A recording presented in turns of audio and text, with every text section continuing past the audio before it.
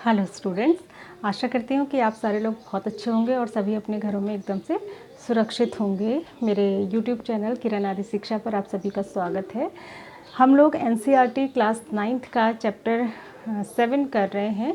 इसको मैंने स्टार्टिंग इसकी कर दी थी पिछली वीडियो में और थोड़ी बहुत इसकी बेसिक थिंग्स मैंने वहाँ पर एक्सप्लेन करी थी। अब हम इसमें सबसे पहली थ्योरम को पढ़ेंगे जो कि है थ्योरम 7.1। ठीक है, ये है ए ऐसे कॉन्ग्रेंस रूल, इसी को हमने यहाँ पर प्रूव करना है और आगे हम फर्दर क्वेश्चंस में इसको एज इट इज़ अप्लाई करेंगे। तो ये थ्योरम आपकी बुक में एनसीईआरटी की बुक में दी हुई है, इसको हम एक बार कर लेते हैं।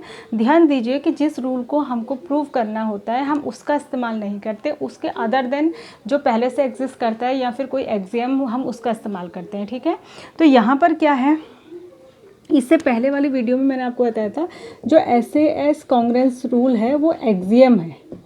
ठीक है, यानी कि ये एक्सियम है, मतलब इसको हमें प्रूव करने की ज़रूरत नहीं है, इसको हम एज इट इज़ यूज़ कर सकते हैं, तो उसका यूज़ हम यहाँ पर करेंगे। ठीक है, तो यहाँ पर ये कह रहा है स्टेटमेंट जब एग्ज़ाम में आता है तो तब स्टेटमेंट में ही लिखा हुआ आता है, ऐसे लिखा हुआ आएगा। आपको ये फिगर्स बनी हुई नहीं दी होगी, लेकिन जो रिटन इन्फॉर्मेशन है उसके अकॉर्डिंग आपको फिगर बना लेने हैं। क्या लिखा रहेगा, two triangles are congruent if two angles and included side of one triangle are equal to the two angles and included side of the other triangle. ठीक है, अगर दो ट्राइंगल्स गिवन हैं और एक ट्राइंगल के दो एंगल दूसरे ट्राइंगल के दो एंगल्स के इक्वल है, यहाँ पे मैंने शो किया हुआ है एंगल बी एंगल ई के इक्वल है और एंगल सी जो है एंगल एफ के इक्वल है, और इनकी जो इन दोनों एंगल्स के बीच में जो इंक्लूडेड साइड है बी सी वो इक्वल है इन दोनों एंगल्स के बीच की साइड के ई एफ के। तो हमको ये प्रूव करना है कि ये दोनों कॉन्ग्रेंट होंगे। तो यहाँ पर हम लिखेंगे गिवन। ठीक है, गिवन, इसको हिट इन ट्रायल मेथड से करना है। देखिए कैसे करेंगे। अब इसको प्रूव करने के लिए हम रूल कौन सा यूज़ करेंगे, एस यूज़ करेंगे। ठीक है, तो गिवन क्या है आपको, angle B equals to angle E और angle C equals to angle F, and और क्या गिवन है आपको, B C is equals to E F. ठीक है, टू प्रूव क्या करना है आपको वो भी लिखेंगे आप। आपको प्रूव करना है triangle A B C is congruent to triangle D E F. मैंने आपको बताया था this is the sign of congruency, ये कॉन्ग्रेंसी का साइन है। ठीक है, तो अब हम देखिए हम इसको कैसे प्रूव करते हैं, ध्यान देंगे। मैं इसको रब कर दे रही हूँ, यहाँ पर हम इसको प्रूव करेंगे। देखिए, अगर मान लिया इफ़ अगर हम ये कहें कि A B equals to D E है, A B equals to D E अगर होता, ठीक है, if A B equals to D E हो जाए तो हम आसानी से जो है इसमें ऐसे एस वाला रूल लगा देंगे। कैसे, तो इसका मतलब ये हो जाएगा कि A B equals to D,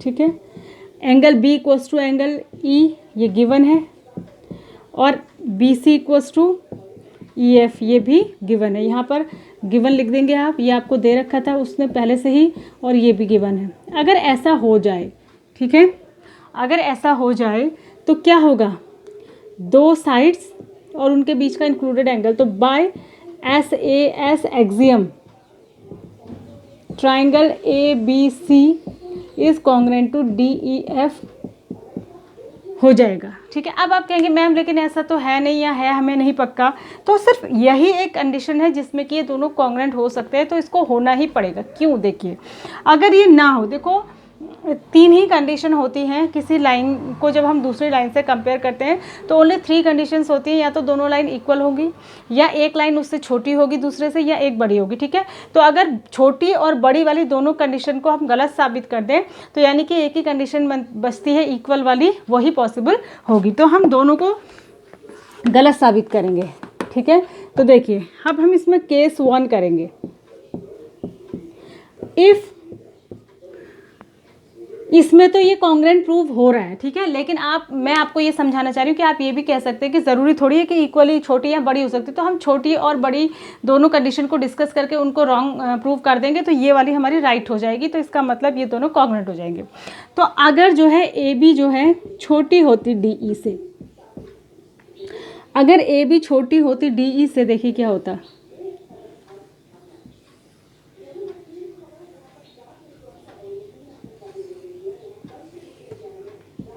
ये अगर ए बी सी है और ये अगर DEF है और हम कह रहे हैं कि AB जो है, सॉरी AB को बड़ा समझ लीजिए, AB बड़ी है DE से, ठीक है, तो हम DE के बराबर एक पॉइंट हम यहाँ पर लगा लेंगे P और इसको इससे मिला लेंगे। हम कहेंगे हमने इसके बराबर लाइन यहाँ से ये नाप कर यहाँ पर मेज़र करके ये कट कर ली PB।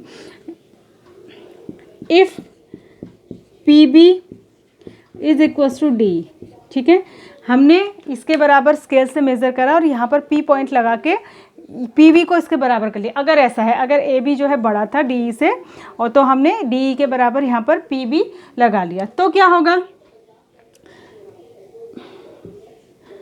कंस्ट्रक्टेड, या हमने कंस्ट्रक्टेड लिख दिया, हमने ऐसा कंस्ट्रक्ट किया, तो PB इक्वल्स टू DE हो गया, ठीक है। लेट लिखो, लेट यहाँ पर, इफ़ नहीं लेट, तो angle B equals to angle E हमें गिवन है, ठीक है, और BC इक्वल्स टू EF भी हमको गिवन है, ये दोनों हमको गिवन थे। तो यानी कि यहाँ पे बाई SAS क्या हो जाएगा, triangle ABC is congruent to triangle DEF हो जाएगा। और जब दो ट्राइंगल कॉन्ग्रुएंट हो जाते हैं तो बाय CPCT, ठीक है, corresponding part of congruent triangle से बाकी के बचे हुए जितने भी करस्पॉन्डिंग एंगल्स और साइड होती हैं वो इक्वल हो जाते हैं, यानी कि PC जो है DF के इक्वल हो जाएगा, ये तो इक्वल गिवन ही था, और ये वाला एंगल इसके इक्वल हो जाएगा। तो यहाँ से क्या हो जाएगा, एंगल PCB जो है ये एंगल DFE के इक्वल हो जाएगा, एंगल F के इक्वल हो जाएगा। बट हमने पहले कहा था कि angle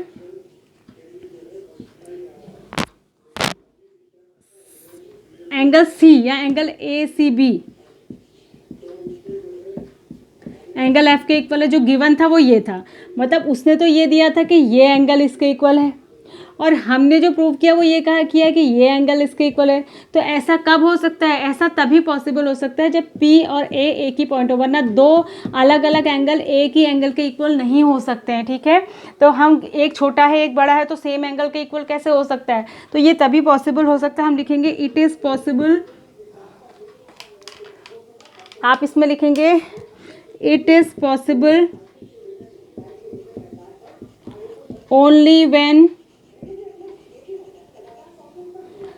P and A coincide, जब P और A ओवरलैप करें, एक ही पॉइंट हो, तभी हम ये प्रूव कर सकते हैं। तो हम लिखेंगे similarly we can prove it for AB is less than D। इसी तरीके से अगली बार में आप जो है AB को जो है छोटा, अगले सेकंड केस में AB को छोटा इससे रखिए और फिर समझिए कि हम इसके बराबर यहाँ से लाइन खींचेंगे, इस पॉइंट को P मानेंगे, तो उसमें भी आप यही प्रूव कर देंगे। क्या प्रूव करेंगे, आप दोनों को कॉन्ग्रुएंट प्रूव करेंगे और वहाँ से आप कहेंगे कि ये एंगल इसके इक्वल है, ठीक है। उसको करने की ज़रूरत नहीं है, एक केस लेके हम दूसरे के लिए सिमिलरली कर सकते हैं। मैं सिर्फ आपको समझा रही हूँ। तो ये वहाँ से ये एंगल इसके इक्वल आ जाएगा, पर गिवन है ये एंगल इसके इक्वल, तो हम कहेंगे कि ये तभी पॉसिबल है जब ये P यहीं पर हो, ठीक है, वरना दो छोटे बड़े एंगल एक सिमिलर एंगल के इक्वल नहीं हो सकते। तो यानी कि ये दोनों ही केस एग्जिस्ट नहीं करेंगे, ना छोटे वाला ना बड़े वाला, तो सिर्फ एक ही केस एग्जिस्ट करेगा, वो कौन सा है, इक्वल वाला। तो हम कहेंगे, हम लास्ट में हम लिखेंगे since AB is not less than and greater than DE and not greater than, ठीक है। AB ना तो DE से बड़ा है ना DE से छोटा है, it implies that AB is equals to DE, ठीक है। Therefore triangle ABC is congruent to triangle DEF, ठीक है। तो इसका मतलब ये हो गया कि जब ए ऐसे वाली कंडीशन दी होती है तो दोनों ट्राइंगल क्या होते हैं, कॉन्ग्रुएंट होते हैं। तो इस तरीके से आप इसको करेंगे। थोड़ा सा टिपिकल है थ्योरम, क्योंकि जहाँ पर हम ऐसे हिट एंड ट्रायल मेथड से करते हैं वहाँ पर थोड़ा सा समझने में दिक्कत होती है, लेकिन जब आप इस बात को बार बार वीडियो को देखकर समझेंगे तो आपकी समझ में आ जाएगा। ठीक है, thanks for watching, God bless you all.